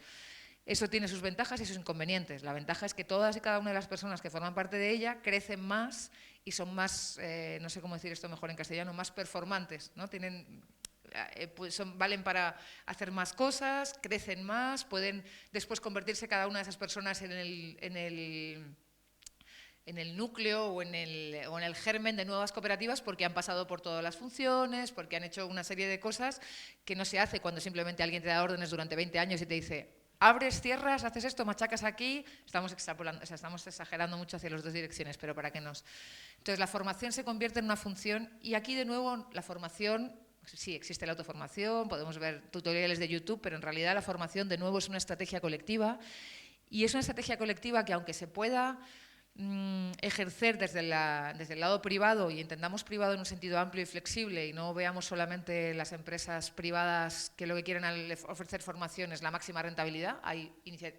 Una iniciativa privada sería esta. Que cobremos o no es una cosa completamente aleatoria y libre, pero privado es cualquier cosa que organicemos las personas para nosotras mismas. O sea, que también, aunque podemos llamar privado comunitario, o sea, que no veamos todo lo privado como el mal. Entonces, de nuevo, aquí esta es una estrategia colectiva. Y aquí pondríamos que tampoco podemos vivir en un tiempo como este sin la comunicación. A través de la comunicación viajan mensajes que se pueden cargar años de formación si se machacan suficientemente fuerte y a diario. Entonces, no podemos terminar de transformar las cosas que nos importan en este círculo virtuoso si no contamos con al menos algunos medios de comunicación que refuercen, que sean pedagógicos, que se hagan eco de las cosas que ya se van logrando. Entonces, no podemos, y sobre todo, que comuniquen en positivo por qué y para qué estamos haciendo lo que estamos haciendo, por qué merece la pena caminar más para ir a comprar a un lugar, y por qué merece la pena pagar un poco más en algunos casos, ¿vale? Entonces, la comunicación es una función, comunicación es una función social, pero luego se traduce también en canales, en medios. O sea, lo podemos ver como algo de lo que nos tenemos que dotar como territorio, como esto pensado en términos de desarrollo local, pero también son empresas al mismo tiempo. Igual que la formación pueden ser pequeñas cooperativas que te enseñen a hacer cosas que no sabes hacer, desde pan a gestión. En el caso de la comunicación, estamos hablando de la generalidad de la necesidad que tenemos, de que la comunicación, a través de la comunicación, viajen algunos de los valores, algunos de los mensajes, algunos de los logros, algunas de las cosas que ya queremos compartir, pero después se traducen en lugares reales, ¿no? en medios concretos. Y a esto le podríamos pintar un marco, que este es completamente provisional para hoy, y espero que lo sigamos conformando entre todos los aquí presentes. Y con esto, aunque sea una explicación muy sencilla, dejaría pie a las preguntas. Por ejemplo, aquí necesitamos, ya por seguir abriendo el círculo, o en este caso le he puesto una especie de rectángulo, necesitamos políticas públicas favorables a este tipo de desarrollos, a este tipo de prácticas. O sea, esto no existe en el hiperespacio, existe en un territorio y en ese territorio alguien tiene que estar a favor y a veces ha estado en contra, pero que en general cuando se está a favor todo esto florece y se dota de una coherencia mayor y se dota de una fluidez mayor, porque cuando está en consonancia las políticas públicas, ahora explicamos por qué podrían estar las políticas públicas con ganas de que esto suceda. Aquí está, por ejemplo, esto ya digo que es como provisional este orden. Aquí está, por ejemplo, la ciudadanía, y vamos a llamarle, la ciudadanía siempre está, pero vamos a llamarle la ciudadanía activa o la ciudadanía consciente. Vamos a poner activa, que nos cabe mejor. Bueno, cualquier parecido con la legibilidad es pura fantasía. La ciudadanía activa, por ejemplo, tenemos también, a ver, que tenía aquí hasta ahora lo llevaba todo de memoria, pero tengo aquí mi súper esquema. Vale. Aquí podríamos poner, por ejemplo, para que quede más claro esto que estábamos diciendo, la cooperación público-privada, entendiendo que lo que nos ha enseñado, público-privada, lo que nos ha enseñado en los últimos años y experimentos a lo largo del globo sobre estatalizar todo y privatizar todo, es que ninguna de las dos fórmulas, aparte que han sido fatalmente gestionadas por otros motivos, por motivos ya más espurios, pero en general ninguna de las dos cosas llevada al extremo nos permite, cuando todo se estataliza, se ve que uno de los fallos es que se estanca un poco la creatividad. No es obligatorio, pero suele pasar. Y también lo que suele pasar es que las libertades se constringen un poco. No es necesariamente siempre que es así, pero la tendencia nos ha demostrado que va por ahí. Cuando se vuelve todo privado y todo se rige por la ley del mercado, lo que pasa es que la gente cada vez importa menos, la vida cada vez importa menos, y al final se desecha la gente como se desecharía una jeringuilla o como se desecha, y eso es absolutamente intolerable. O sea que puestos a elegir, casi preferible que se nos corte un poco la creatividad, pero ya que podemos elegir, lo suyo son todo tipo de mezclas y puntos intermedios que nuestra creatividad y nuestra inteligencia colectiva nos vaya diciendo en cada caso. O sea, yo no creo que haya una receta única que se pueda aplicar a cada sector económico, a cada territorio, pero sí que hay como algunas claves, algunos valores que cuando se pone la gente a pensarlos y a territorializarlos dan diferentes resultados. Y desde luego casi siempre van a dar cooperación público-privada. Entre otras cosas, ya poniéndonos menos filosóficos, porque el dinero público, como viene de los impuestos, no es elástico ni inagotable. Entonces hay que ponerlo donde más falta haga, donde estimule más y donde cubra las necesidades de las personas más vulnerables. Y el dinero que gestionamos entre todos, venga de nuestros salarios, venga de la actividad económica, también debería ponerse al lado a solucionar los mismos tipos de problemas. Lo que deberíamos terminar es con la dicotomía que lo público se ocupa de las necesidades y lo privado de todo lo de vivir bien. Tengas un origen público o privado de la financiación, o sea, para cualquier proyecto, las necesidades sociales, y esto es lo que realmente significa economía solidaria, son de todos. Tu problema es mi problema es tu problema. Y eso es lo que significa solidario. En el sentido jurídico, por lo menos esa es la concepción que tenemos una buena parte de la gente que usamos esta palabra, es que se usa la palabra solidaridad no como tengo dos pescados, tú tienes hambre, te doy uno.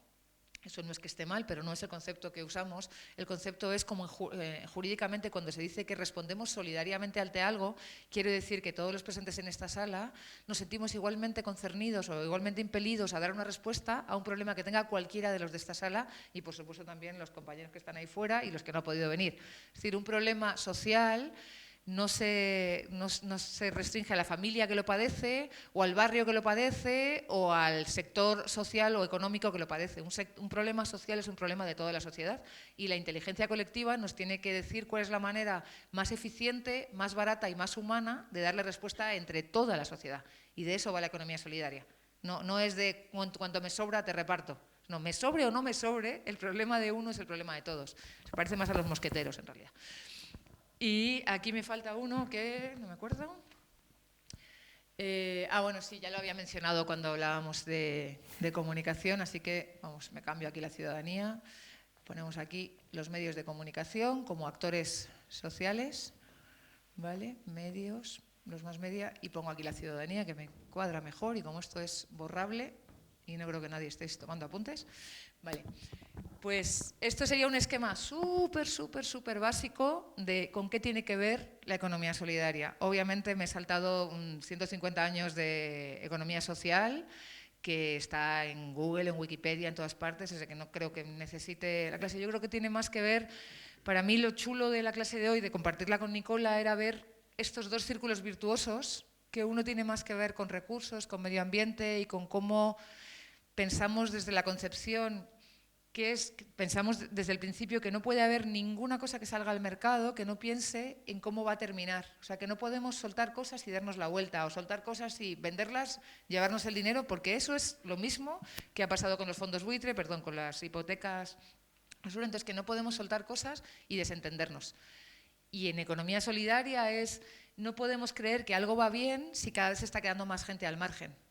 Entonces, es verdad que podemos tener enfermedades congénitas, accidentes y algunas cosas que no podemos prever, pero en general, y accidentes naturales.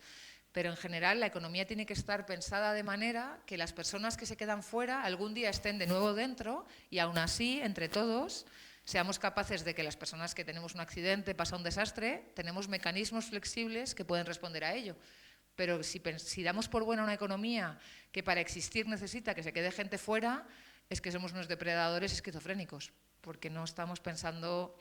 O sea, hay una parte de nosotros que está satisfecho con el crecimiento económico y una parte de nosotros que, lo sepa o no, está muriendo un poco con la gente que se está muriendo. Y esto no tocaba hoy, pero solo pensamos en los días anteriores y lo que está pasando en Europa y en algunos océanos, ¿no? ¿Cómo nos puede dar igual? Es imposible. Pues en economía es donde más y mejor se valida el que nos da igual. No nos damos cuenta, no lo hacemos a posta, como decía Nicola, no lo hacemos a mala leche. Pero todos los días, con nuestras acciones económicas, conscientemente, sobre todo inconscientemente, estamos validando el me da igual. Lo que le pase a. Y bueno, hoy no tocaba meterse en qué pasa cuando se fabrica en Asia o que se fabrica en otros lados, porque lo hemos cogido más desde el lado de la materia prima y de la producción, porque digamos que está menos explicado y tenemos la suerte que lo ha explicado de una manera así muy didáctica, muy divertida, pero lo otro no lo dejamos de lado, simplemente tenemos la suerte de que hay mucha gente que lo explica bastante bien en los últimos tiempos. Y con esto os paso el micro.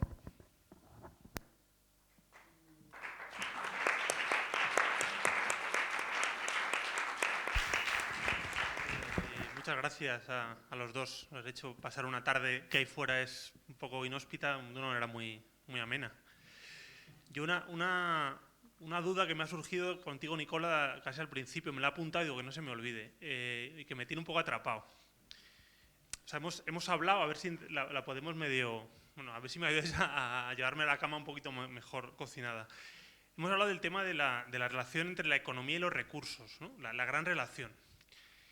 Y yo creo, que es mi pedrada, que es para una parte, creo, pequeña de la población. Hay una gran parte de la población o de la economía que está muy alejada de esa vinculación a los recursos. La economía financiera, por ejemplo. No sé si, los volúmenes a nivel macro son brutales de lo que supone economía financiera para el resto de economía, y esa no sé si realmente piensa. Bueno, igual ahí me vais a ayudar seguro. Y el tema de la gente que trabaja en tema de la comunicación, la publicidad, el tema de los funcionarios, la gente de la administración, esa gente en su vida más cotidiana, en su mundo, está pensando tanto en los recursos. Es decir, que hay sectores que seguro, o personas que están muy vinculadas a los recursos, ¿no? O que lo tienen muy claro, pero no sé. Y es parte que me generaba el problema, es decir, que porque la gente lo tiene un poco alejado, pues no está tan presente, pues no encontramos o no le damos solución, ¿no? No sé si os consigo trasladar un poquito mi angustia, ¿no? O sea, que hay mucha gente que está muy alejada de esto y que por eso pues también nos cuesta más poner solución, creo. A ver, si he entendido bien, la preocupación es que tú dices que los que mandan realmente no están en un otro nivel en que realmente los recursos realmente no les afecta tanto, es decir, se mueve más en un ámbito financiero, más inmaterial, ¿no? Entonces, de alguna manera, eso es un dominó que se propaga. Es decir, si tú al final... no puedo entrar en otros ejemplos, pero, por ejemplo, hay empresas muy grandes que se dedican al tema de vender moquetas para aeropuertos, ¿no? Tienen volúmenes de producción enormes, ¿no? Y entonces ellos vieron que para el 2030 había un aumento de demanda del material que ellos utilizan, que justamente es el mismo el proveedor este de las redes de pesca, es el mismo. Se dieron cuenta que la demanda de su mercado de nicho, que es el nylon, digamos, se prevé que aumente el 30%. Entonces, ¿ellos qué han dicho? Pues yo paso a un modelo circular donde mantengo la propiedad del producto, del material. Entonces, de alguna manera, es verdad que hay una cierta volatilidad en el tema de tipo bolsa, ¿no? Al final lo hemos visto, lo sabemos también del tema de cereales o de otros alimentos que están donde se está especulando de la misma manera. Fue lo mismo que el ladrillo, está pasando todos los días con los materiales, ¿no? Y es verdad que en temas, si nosotros nos metemos en temas muy de especulación financiera, la economía está por encima del entorno. Es decir, la economía tal como está ahora no tiene el límite biosférico, digamos, no está en el límite atmosférico, digamos, sino que se calcula en diferentes planetas, ¿no? Es decir, que tenemos como un planeta 10 veces o no. Y eso es una burbuja que ya ha tenido sus primeras advertencias, ¿no? Que ya la hemos estado viendo. El tema, yo creo que en el futuro será un poco una mezcla entre un nuevo modelo en que yo creo que para tratar de un poco de... Es que no defino muy bien la pregunta, ¿no? Por eso que me cuesta, pero yo lo que veo es que, por ejemplo, cuando tratamos de hacer conscientes las personas o los directivos de este tipo de problemas, la típica duda es, sí, pero si este tío, esta tía, en 6 meses está fuera con su bono de salida de la empresa, ¿qué más le importa? ¿No? Es decir, que eso es un poco el pensamiento cortoplacista de los grandes directivos. Es decir, a ellos les interesa su chalet, es decir, tener su... ¿no? Entonces, ¿cómo lo hacemos? Pues lo tenemos que hacer seductor de otra manera. Entonces, si no es el material que le interesa, pues que se ponga la medalla, que ha sido el primero en su empresa en hacer y unir y sumarse al cambio de hacer su empresa más responsable. Es decir, que ahí un poco en el tema de funcionarios es lo mismo. Es decir, a nivel de administración pública, justamente como pasa en las grandes empresas, que creo que el ejemplo lo has dado muy bien, y es que si tú eres una unidad, eres un número dentro de una empresa, está claro que tu meritocracia, no hay una meritocracia en este sentido. Es decir, el funcionario público que lo hace bien se diluye en el desastre que vemos en la tele, es decir, ¿no? Entonces, yo creo que allí unos mecanismos de transparencia, por ejemplo, pueden favorecer que haya cambios de orilla, ¿no? Es decir, que tú de alguna manera te muevas hacia otro, porque si actualmente tú eres el que promueve un cambio dentro de tu empresa o dentro de la institución pública, de un ayuntamiento, o lo que sea, una consejería o lo que sea, pero nadie te premia por eso,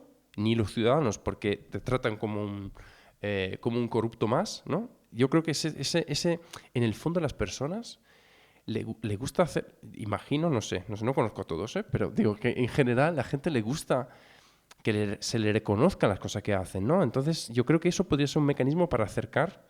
La estrategia es diferente. Es verdad que mi mensaje fue como un poco más ir a los industriales para que cambiasen el chip, ¿no? Y el tema de la comunicación es muy importante porque tú piensas a la contaminación cultural que nosotros hacemos. Recibimos y adoptamos. Es decir, ¿por qué aquí se festeja Halloween, por ejemplo? ¿Y por qué en España no se hace callos? Digo, ¿por qué en Estados Unidos no han importado los callos de Madrid? ¿Por qué? Las diferentes difusiones culturales se adoptan si te parecen ventajosas. Aquí la gente dijo, bueno, una ocasión más para hacer fiesta. Genial. Entonces se adoptó porque era gracioso, es divertido. Pero ¿y por qué no ha pasado al revés? Porque no se contaminó eso en Estados Unidos. Es decir, porque no se vio como una cosa ventajosa. Entonces, a nivel de marketing y comunicación, la potencia que tenemos a nivel de, como decías tú, del fútbol y los demás, es brutal. Brutal. El hecho que hicieron algunas camisetas con botella reciclada, que a mí me parecen... Son como de superficie, ¿no? Es decir, que una empresa grande hace eso para lavarse la imagen, da igual. Pero es una señal que está cambiando. Y si ves, por ejemplo, ahora todo el tema de los coches eléctricos, más allá de lo que pasó con las emisiones y eso, ahora mismo ya el anuncio del coche eléctrico es, mira qué guay es, qué molón es y eres el más guay del barrio, ¿no? Entonces ya está cambiando el mensaje y eso sí que toca.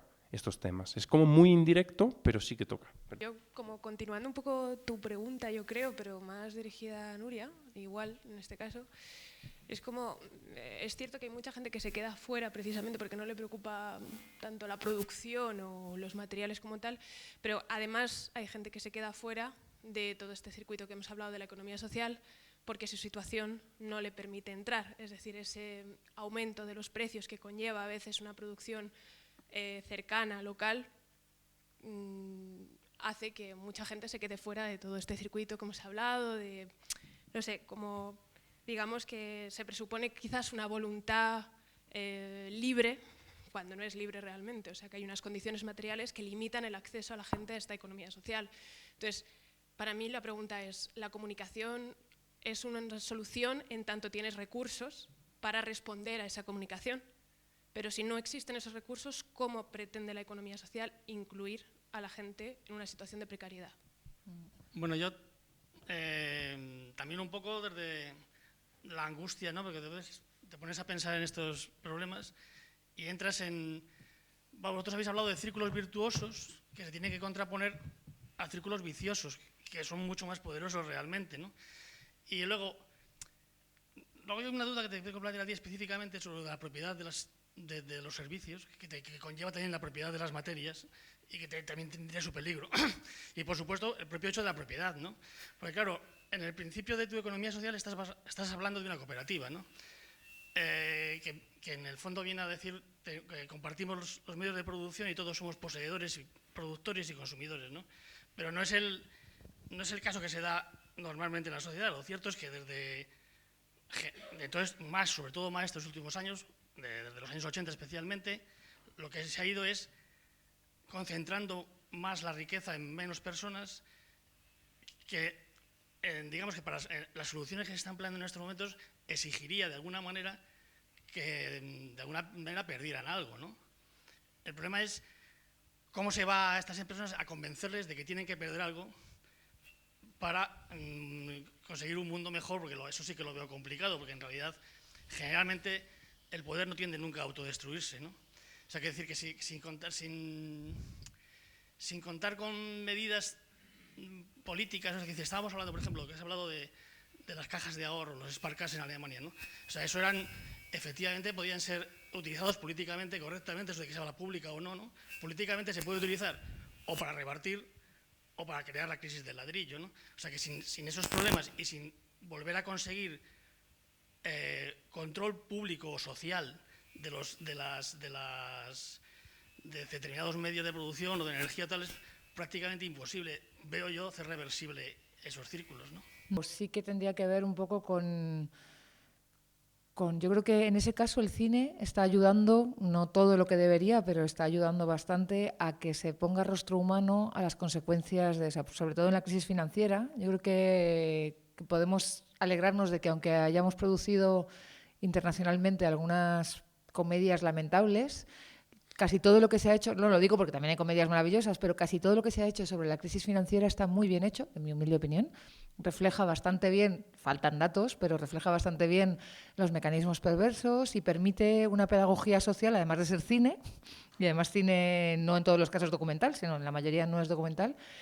Es decir, que eso, el ponerle rostro humano a las consecuencias de decisiones que cuando simplemente son algoritmos de gente muy inteligente, ¿no? No sé, es que estoy pensando en Margin Call, Inside Job, la última no me acuerdo cómo se llama, pero es de hace unos meses y también creo que está bastante bien, Wall Street 2, o sea, siento por esta publicidad del género norteamericano, pero que realmente ahí tenemos la suerte de que hay gente que se ha gastado la pasta en mostrar cosas que si lo hubiésemos hecho desde los movimientos sociales o desde un sector público no hubiese habido dinero suficiente para ponerle rostro a las consecuencias de cuando estás jugando a la ruleta rusa con un dinero que no es tuyo, con una vida que no es tuya, ¿no? Que es un poco lo que pasa cuando la gente se desabrocha y empieza a hacer los mercados de futuros y las derivadas financieras y a fliparse, o sea, que es como una adrenalina. Cada uno tiene sus maneras de doparse, ¿no? Y esto en algunos momentos Wall Street se empezó a convertir en una especie de lugar de dopaje.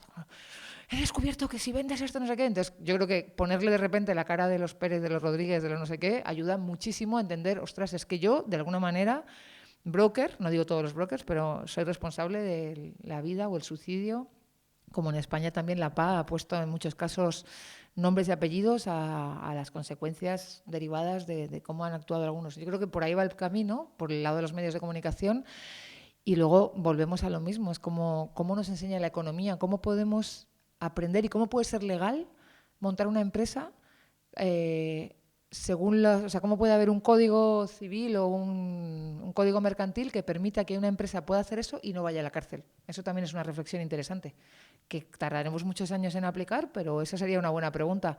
¿Cómo puede eso ser legal? Porque hasta ahora ha sido legal, hay muy poca gente que haya caído por el camino. Sé que es insuficiente como respuesta, pero... Y en el caso de lo que preguntaba ella, en España por lo menos, las redes de economía solidaria han nacido curiosamente de la red de Amantes de la Basura, que después se convirtieron en la Asociación de Recuperadores a través de Economía Solidaria, de muchísimas empresas de recuperación, que algunas estaban en esa red, que usaban la basura, un poco como decía Nicola, dándole valor y permitiendo que a través de eso se insertase laboralmente mucha gente, bicimensajeros, o sea, están muy ligadas a lo ambiental y a lo social y a la lucha contra la exclusión social. Y muchos de los esfuerzos eran, ahora ya no es así, ahora hay una variedad tremenda de iniciativas que están en estas redes de economía solidaria, pero el origen era justo una evolución de cuando te das cuenta que a nivel europeo en los 80 y algo, con el informe Jacques Delors, que decía que el desempleo iba a empezar a ser estructural, que ya no era una crisis, o sea, no era un resultado coyuntural de un momento de recesión, sino que ya era estructural y que además la juventud iba a ser la que peor lo iba a pasar.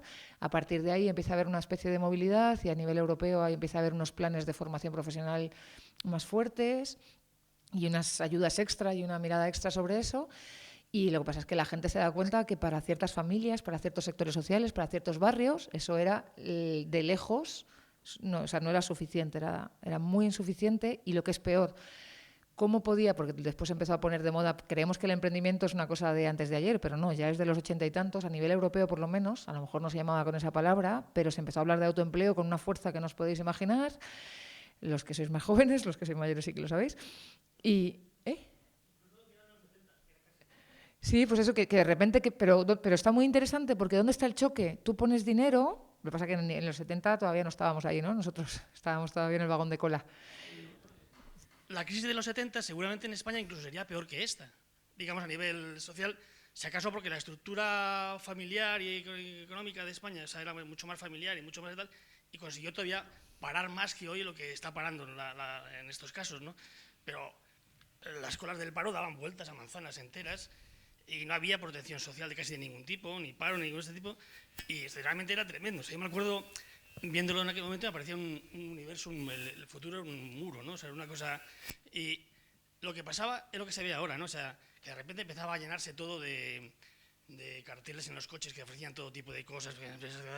Me acuerdo que los jóvenes íbamos todos a trabajar, o sea, a repartir cosas por la calle, que te pagaban por repartir papeles, por bucenear, que es una cosa que como que se empieza a ver ahora, ¿no? Está bien, que son ese tipo de soluciones que en realidad no creo que sirvieran de nada, porque al final se saldría de otra manera, ¿no? Pero vamos, que eso digamos, del promoción, vale, está bien, promocionar la creatividad y el auto, digamos, ¿cómo se llama? ¿El autoempleo? No, eso, el autoempleo y la elección, pero me parece difícil. Bueno, el choque es que, una vez más, lo que ella ha dicho, ahora lo preguntaba con respecto a consumo que pueda ser más caro porque es local, porque no viene de una producción depredadora, pero en el pasado lo que pasaba, y sigue pasando, es que si estás excluido, no tienes familia que te pueda prestar o avalar, no puedes emprender, porque no tienes con qué emprender. O sea, no puedes montar ni algo que se reparta en bicicleta, porque no te puedes comprar ni la bicicleta. Entonces, el problema está entre que las políticas están hechas generalmente para las clases medias. O sea, las tendencias, cuando desde Europa se bajan directivas, incluso a nivel nacional, cuando se establecen políticas públicas, incluso a nivel local, están pensadas para las clases medias, pero no es a mala leche, es porque tienes que hacer una mediana, ¿no? Tienes que intentar llegar al máximo de población, pero luego hay que hacer otras medidas excepcionales que tienen que ver con la gente que ni siquiera puede cumplir los mínimos. Eso, usted hace aquí, pone un papel, le pongo la ventanilla única, se lo simplifico, vamos a buscar la manera más sencilla de que pueda usted emprender o montar una... Vale, pero hay gente que simplemente no puede no tiene avales. No, vamos a hacer acuerdos, porque aquí en este país durante muchos años se han hecho acuerdos con entidades financieras para bajar puntos, se bonificaban, se ponían de acuerdo diferentes entidades de la administración pública para que pasaran cosas, pero hay gente que simplemente no existe, no puede ser ciudadano económico frente a un banco porque no tiene el más mínimo aval, ni garantía, ni ingreso estable, y por supuesto el desempleo no sirve para que te den un crédito. Entonces, haciendo un paralelismo entre lo que pasaba y lo que pasa ahora, es que tenemos que cambiar el chip un poco, como decía Nicola, y dejar de verlo como un problema ajeno. Entonces es como los que realmente puedan o podamos, tenemos que meter... Siempre me acuerdo de una anécdota, montamos un grupo de crédito ciudadano hace unos años, en el 99 creo que fue, y dijimos que íbamos a reunir entre todos dinero y, bueno, esto igual no toca contarlo, pero porque no era ilegal, era solo alegal. Con la ley mercantil y el derecho privado en la mano es posible que nos prestemos dinero unos a otros. Lo que pasa es que lo hacíamos colectivamente, como si todos los de esta sala le prestamos de pronto a Nicola para que monte un hilo de estos de nylon y monte una empresa, o de muletas de bambú. Entonces simplemente firmábamos préstamos privados, pero nos poníamos de acuerdo para que Nicola lo pudiese hacer. ¿Pero por qué a Nicola? Porque cumplía una serie de criterios que no tenían nada que ver con avales, familias, sino con qué tipo de empresa, qué modelo de empresa o qué modelo de iniciativa ibas a montar. Y en ese caso, la solidaridad fue, te va a extrañar el ejemplo, toda la gente que quisimos formar parte de aquello nos hacía muchísima ilusión. Sabíamos que era una cosa muy pequeña, muy simbólica, muy testimonial, y de hecho era un laboratorio para ver cómo era esto de prestar colectivamente. Y lo que pasó es que no todo el mundo ni siquiera tenía las 50.000 pesetas, los 300 euros que costaba hacerse... O sea, que decidimos que era como el mínimo para prestar, porque que no fuera euro a euro. Y hubo gente que le dejó a otra gente el dinero para formar parte de la iniciativa, para que nadie se quedase fuera, nadie de los que quería ser un prestamista solidario, y esa persona lo fue pagando poco a poco. O sea, es que era muy loco, porque alguien pagó 50.000 pesetas, bueno, 300 euros, poco a poco a otro alguien, para no quedarse fuera de una iniciativa solidaria como esta. Entonces, como que a veces lo que toca es que si estamos 10 en una iniciativa, 5 pueden, y eso se ve también en las cooperativas de vivienda y en una serie de iniciativas que estamos tomando, si coincide con tus ideas, si coincide con el rumbo que quieres tomar, no solamente en términos de consumidor o de emprendedor o emprendedora, si coincide, entonces, ¿cómo nos apoyamos mutuamente para que nadie se quede fuera? Y te dejo con una última anécdota. En Ecuador se creó una cooperativa que se llama Codesarrollo, cuyos propietarios son una cooperativa financiera, cuyos propietarios son ONGs y entidades sociales del entorno, no solamente de la capital, sino de todo el país. Y la idea era esa, que fueran las personas, las organizaciones más preocupadas de la gente vulnerable, de la gente del campo, las que montasen ese banco para que el banco entero estuviese destinado, a través de microcréditos, a apoyar a estas familias, a estas agrupaciones de agricultores en todo el país.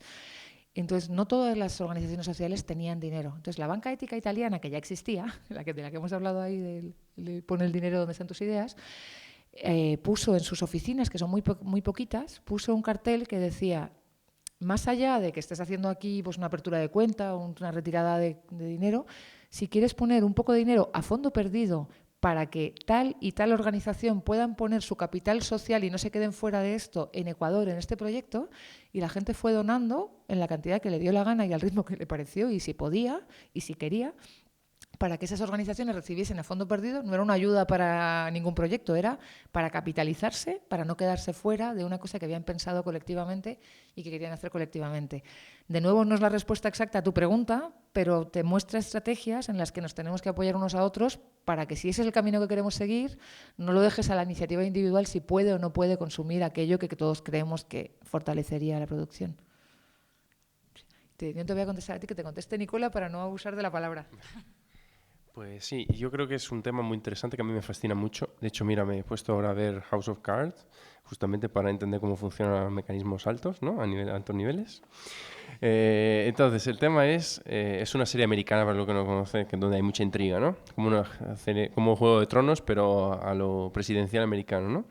Y es interesante porque realmente el mundo es así.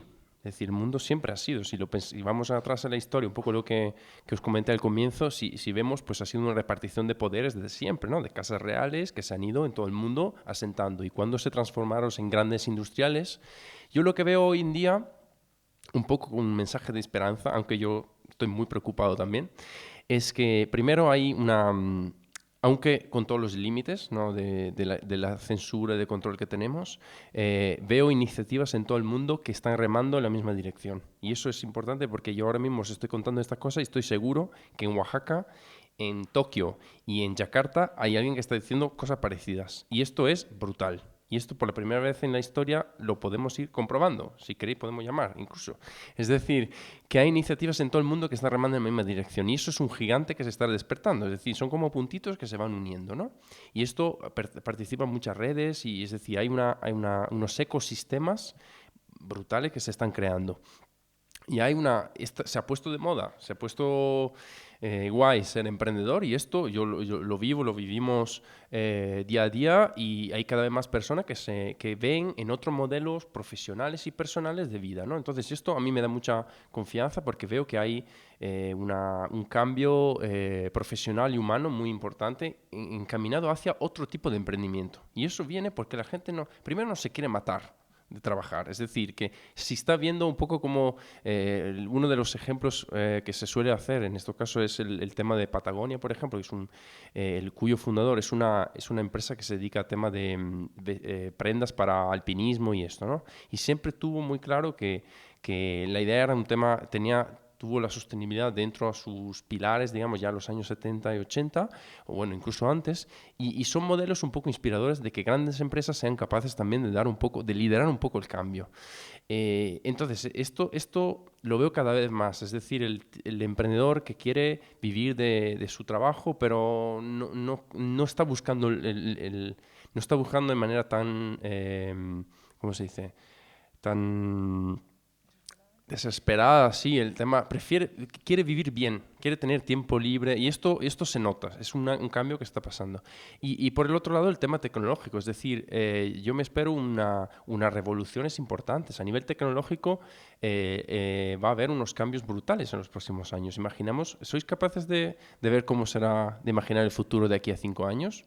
A mí me cuesta la semana que viene. Entonces, no sé lo que va a pasar, porque el tema de bioingeniería va a haber temas muy fuertes. Entonces, los intereses están muy poco repartidos, es verdad, pero hay una inteligencia brutal, colectiva, y lo hemos visto con el tema, y lo podemos ver con el tema de Internet. Es decir, el open source que se creó 4 frikis en un garaje, pues al final son de esos movimientos que han cambiado el mundo, ¿no? Y ahora con el tema del open hardware hay un montón de otras iniciativas que están dando mazazos a modelos actuales.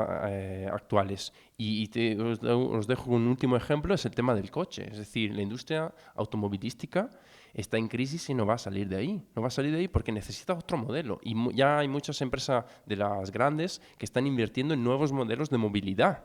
Es decir, que ya no venden coches, venden prestaciones. Entonces se están dando cuenta, están ojeando al futuro y dicen... Y las energéticas igual, están invirtiendo en otro tipo de modelos de negocio porque saben que ahí se va perdiendo. Con esto el camino no va a ser fácil, pero yo creo que, mira, aquí estamos, ¿no? Para ello. De ofrecer servicios y no productos, digamos, consumibles. Yo veo un peligro en eso, en el que en el fondo, tal como está concentrada la propiedad, sería incluso concentrarla todavía más en el sentido de que tú, tú produces de esa manera, pero acumulas cada vez más todos los medios, ¿no? todos los medios de producción y todo esto, y todos los demás, unos pocos te proveen de eso y tú, digamos, vives como parasitado a ese sistema y ya está, ¿no? Ahí también se mataría la creatividad, ¿no? De alguna manera, ¿no? Digamos, el modelo no sé si lo... Tú quieres decir que ahora mismo, aunque esté malo, el sistema permite que la propiedad sea más difusa. No. Lo que digo es que aplicando, aunque convenciéramos a los propietarios y a los... Por otra parte, a veces confundimos productores con propietarios, ¿no? Con lo cual no siempre es verdad, ¿no? Generalmente los propietarios solamente poseen, ¿no? Los que producimos somos los que trabajamos. Porque, claro, por otra parte no hemos hablado del trabajo como una riqueza, porque en el fondo de todo habría que decir que podemos transformar todo el trabajo en riqueza como equivalente exacto, ¿no? Algo pasa, hay una especulación que pasa que de repente nuestro trabajo se convierte en más riqueza para más gente, ¿no? Pero bueno, quiero decir,